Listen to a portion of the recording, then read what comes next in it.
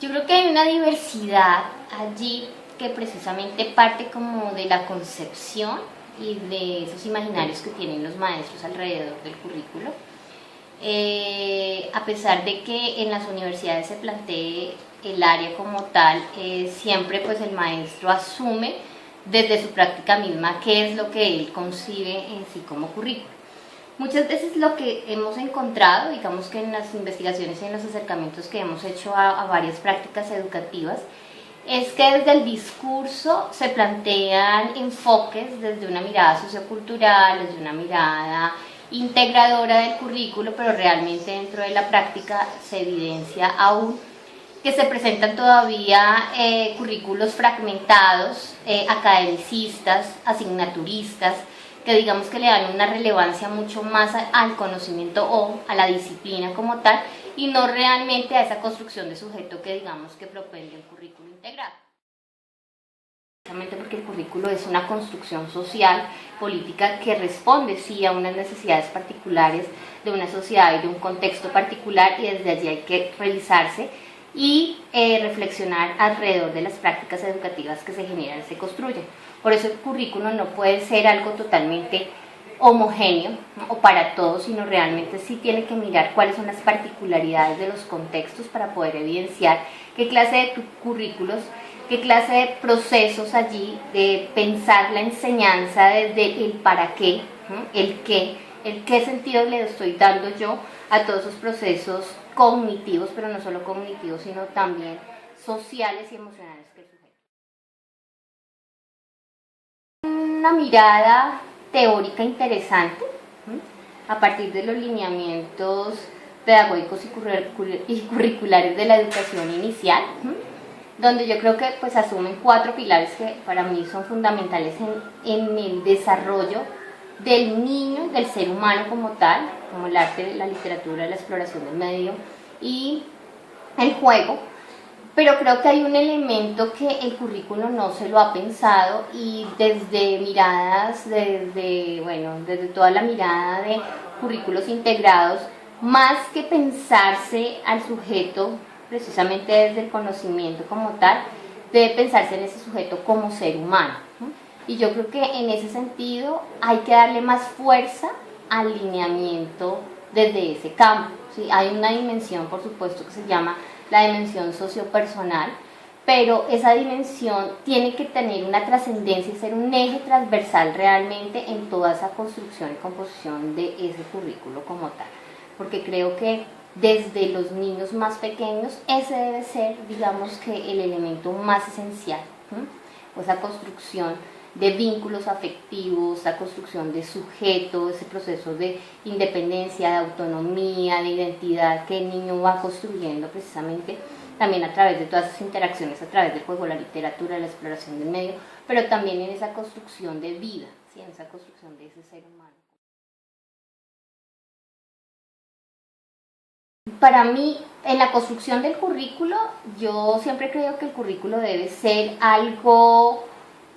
conjunto, constructivo, donde maestros, padres de familia, niños y niñas, o sea, toda la comunidad educativa participe de esto. No solamente sea como desde la imposición, sino que realmente haya una necesidad y que esa necesidad sea dialogada, y a partir de eso realmente se puedan empezar a construir esos currículos. Por eso pienso que el currículo no puede ser lineal, un currículo no puede ser ni fragmentado, ni solamente responder a las políticas educativas, sino que debe ser contextual, debe responder a un proceso y a una situación particular de un contexto determinado.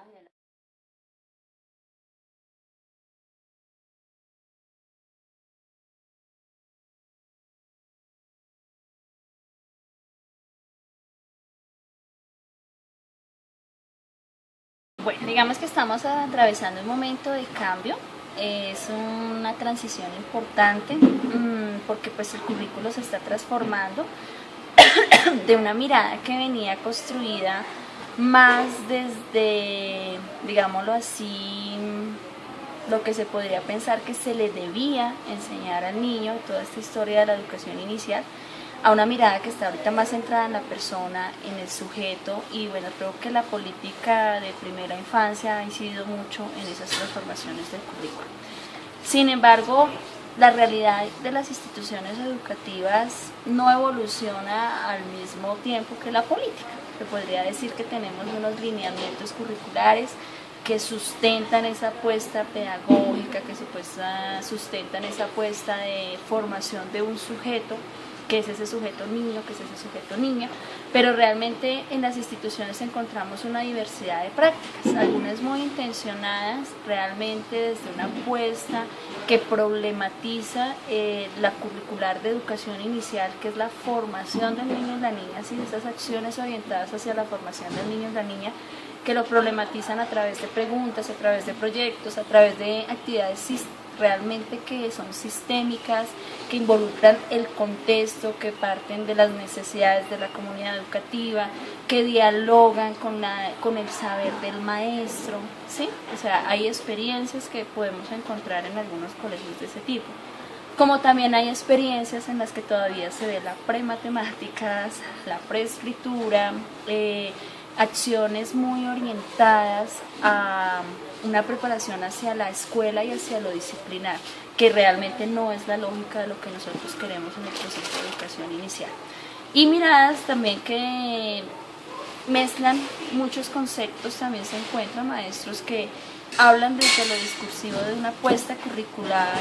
que parte de esas realidades sociales, que se construyen a partir de las necesidades de los niños, pero que en la práctica se contradicen. Entonces hay una diversidad de maneras de construir esas apuestas con las niñas y los niños.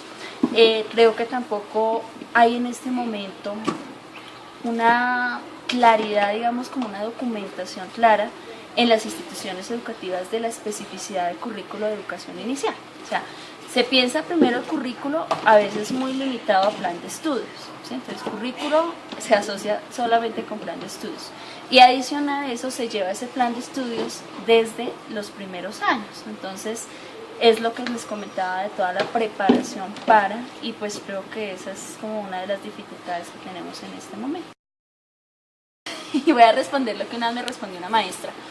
Yo diría que es no currículo. O sea, yo creo que en la medida en que nosotros desescolaricemos y concibamos que lo que tenemos que hacer son unas apuestas de formación cada vez más holista, una apuesta de formación más centrada en el sujeto, ¿sí? Una mirada de currículo bastante flexible y más centrada en la persona, que realmente parta de la persona para poder tener ese currículo ideal. O sea, es una transformación total de lo que en este momento existe y no podría pensarse desde ni siquiera los currículos integrados, porque es una apuesta que va mucho más allá, y yo creo que es una apuesta desde lo holista, es una apuesta de pensarse una educación en el cual estamos con plena conciencia formando a ese ser humano en la conciencia de la vida, en la conciencia de él, en su relación con sí mismo, con quienes lo rodean, con su entorno, y creo que eso todavía no se ha construido, o sea, no existe lo holista, la educación holista y esa mirada un poco más conectada hacia lo que es uno como ser humano en este planeta. Y pues principalmente tenemos a los padres de familia, o sea, creo que los papás en este momento, posiblemente con todas las transformaciones que está teniendo primera infancia, desde lo político y desde la política, tienen un rol muy protagónico. Los primeros papás y mamás comprometidos con sus hijos,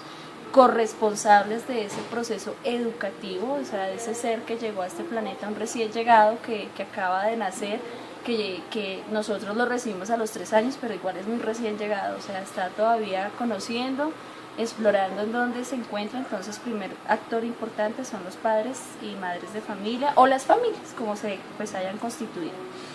Segundo actor importante son las y los educadores. O sea, creo que necesitamos, y una de las críticas que yo hago al proceso de formación de maestros es que no estamos formando realmente maestros para la realidad que en este momento nosotros tenemos y que demandan las niñas y los niños. O sea, necesitamos contextualizar mucho más al maestro en realmente qué es lo que está pasando con los niños del siglo XXI. Es que estamos en el siglo XXI y hay unos cambios importantes que la escuela y la misma formación de maestros no ha asumido. Otro actor importante es pues yo creo que juegan ahí los medios de comunicación y bueno, todos los otros, digamos así, instancias que rodean el entorno de la infancia y el entorno, o sea, el entorno de la infancia, pero también el entorno del niño, ¿sí?